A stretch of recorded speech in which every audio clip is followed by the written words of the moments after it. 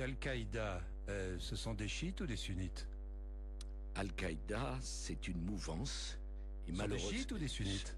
On ne peut pas qualifier Al-Qaïda comme ça. On ne peut pas qualifier Al-Qaïda Les comme combattants ça. d'Al-Qaïda sont des chiites ou des sunnites? Le GSPC, en Nicolas Algérie. Sarkozy. Non mais je vais expliquer. Non mais Non, mais je vous demande. Jean-Jacques Bourdin, je vous dis une Je chose. vous demande, vous êtes ministre de l'Intérieur, J'y il y a des menaces terroristes en permanence. J'y réponds. Est-ce que Al-Qaïda, les combattants d'Al-Qaïda sont des chiites ou des sunnites? Je vous pose la question. Alors je vous réponds, il est impossible d'y répondre, pour une raison que je vais démontrer tout de suite. Parce que Al-Qaïda, c'est une nébuleuse.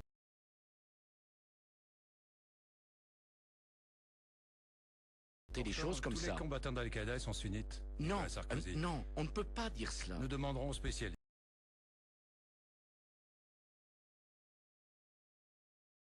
C'est une ethnie, Enfin, c'est une erreur. Tous les chefs d'Al-Qaïda sont sunnites. Bien, Non, mais Nicolas Sarkozy, si, mais si.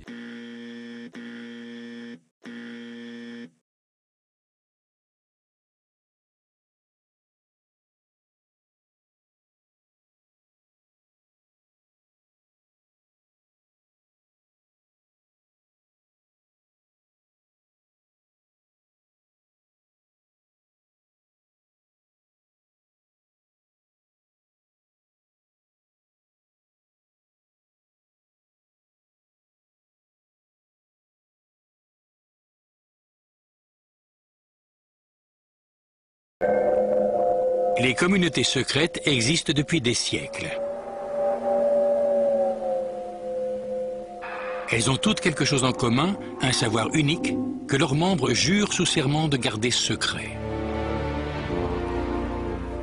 Grâce à cette connaissance qu'ils ne partagent qu'entre eux, ils sont convaincus de pouvoir contrôler les profanes. Une des plus anciennes communautés secrètes existe encore de nos jours, la franc-maçonnerie. Ses origines remonteraient à l'Égypte ancienne, où seule une corporation de maçons d'élite possédait les connaissances mathématiques nécessaires pour l'édification des pyramides. Au cours de l'histoire, les francs-maçons ont gardé le secret de leur savoir-faire afin qu'ils demeurent les seuls capables d'ériger les grands édifices que l'on peut encore admirer de nos jours. D'abord, les pyramides, puis les grands châteaux et les cathédrales européennes. Mais les communautés secrètes ne se limitent pas à ce corps de métier. Le mot « assassin » tire ses racines d'une confrérie ésotérique de guerriers musulmans chiites qui contrôlent le nord de la Syrie à l'époque des croisades du XIe siècle. Leur spécialité, le perfectionnement dans l'art de tuer.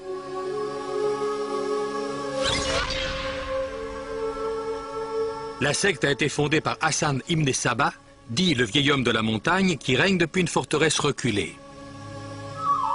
Hassan endoctrine ses partisans en leur promettant que s'ils se battent et meurent pour Allah, ils vivront pour l'éternité dans un paradis terrestre. Il utilise le terrible pouvoir de la torture et du crime pour renforcer l'impact de ses préceptes fanatiques et pour inculquer à ses disciples une discipline et une dévotion absolue.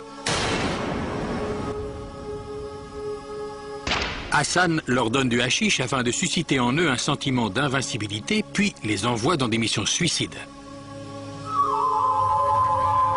Le terme assassin est donc dérivé du mot hashishin ou consommateur de hashish. Vers 1100, les assassins constituent une force de 70 000 fervents fanatiques.